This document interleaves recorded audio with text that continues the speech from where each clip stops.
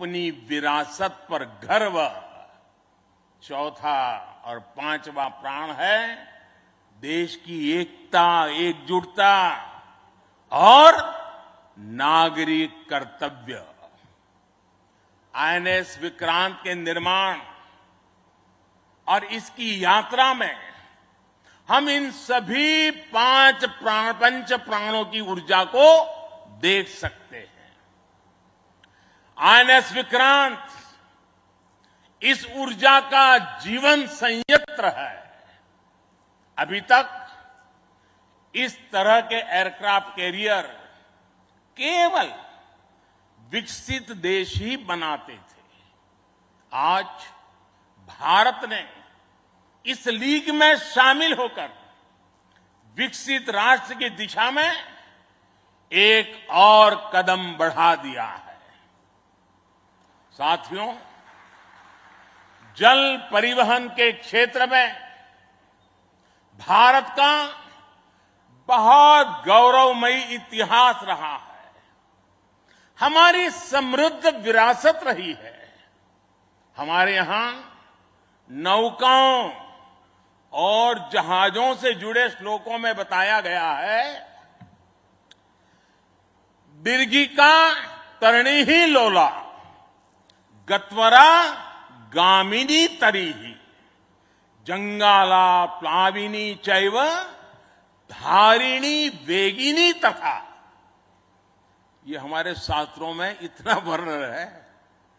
दीर्घिका, तरुणी लोला, गत्वरा, गामिनी, जंगाला, प्लाविनी, धारिणी, वेगिनी। हमारे यहां जहाजों और नौकाओं के अलग अलग आकार और प्रकार होते थे। हमारे वेदों में भी नौकाओं, जहाजों और समुद्र से जुड़े कितने ही मंत्र आते हैं। वैदिक काल से लेकर गुप्त काल और मौर्य काल तक भारत के समुद्री सामर्थ्य का डंका पूरे विश्व में बजता था।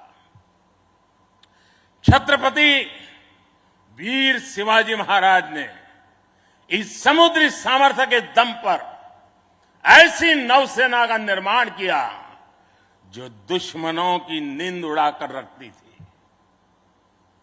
जब अंग्रेज भारत आए तो वो भारतीय जहाजों और उनके जरिए होने वाले व्यापार की ताकत से घबराए रहते थे। इसलिए उन्होंने भारत की समुद्री सामर्थ्य की कमर तोड़ने का फैसला लिया।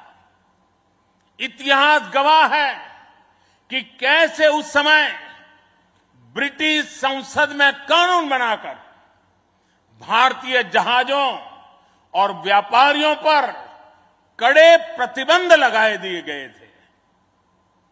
भारत के पास प्रतिभा थी, अनुभव था, लेकिन हमारे लोग इस कुटिलता के लिए मानसिक रूप से तैयार नहीं थे। हम कमजोर पड़े और उसके बाद गुलामी के कालखंड में अपनी ताकत को धीरे धीरे भुला बैठे। अब आजादी के अमृत काल में भारत अपनी उस खोई हुई शक्ति को वापस ला रहा है। उस ऊर्जा को फिर से जगा रहा है। साथियों, आज 2 सितंबर 2022 की ऐतिहासिक तारीख को इतिहास बदलने वाला एक और काम हुआ है। आज भारत ने गुलामी के एक निशान, गुलामी के एक बोझ को अपने सीने से उतार दिया है। आज से भारतीय नौसेना को एक नया ध्वज मिला है। अब तक भारतीय नौसेना के ध्वज पर गुलामी की पहचान बनी हुई थी। लेकिन अब आज से छत्रपति शिवाजी महाराज से प्रेरित नौसेना का नया ध्वज समंदर और आसमान में लहराएगा।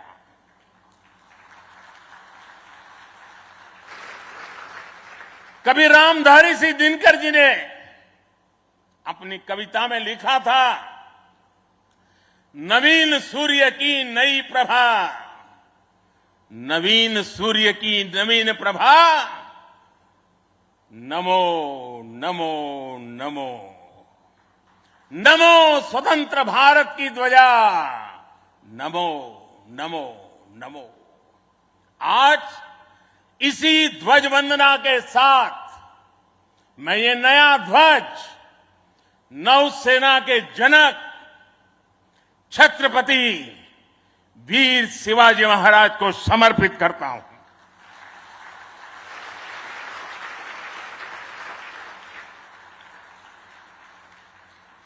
मुझे विश्वास है भारतीयता की भावना से ओतप्रोत ये नया ध्वज भारतीय नौसेना के आत्मबल और आत्मसम्मान को नई ऊर्जा देगा।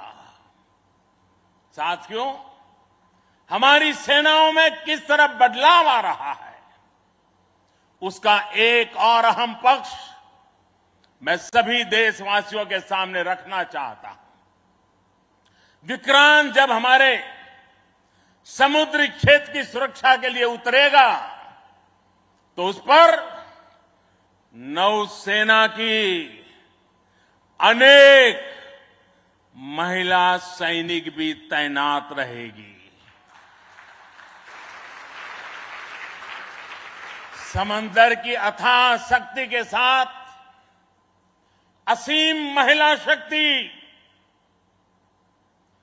ये नए भारत की बुलंद पहचान बन रही है।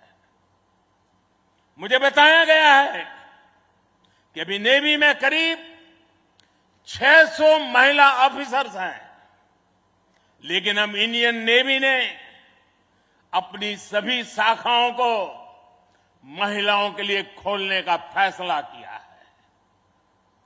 जो पाबंदियां थी वो अब हट रही है।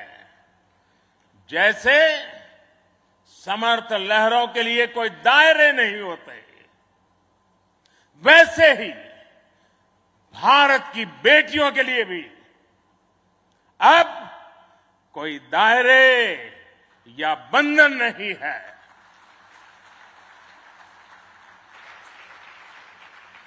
अभी 1-2 साल पहले विमेन ऑफिसर्स ने तारिणी बोट से पूरी पृथ्वी की परिक्रमा की थी। आने वाले समय में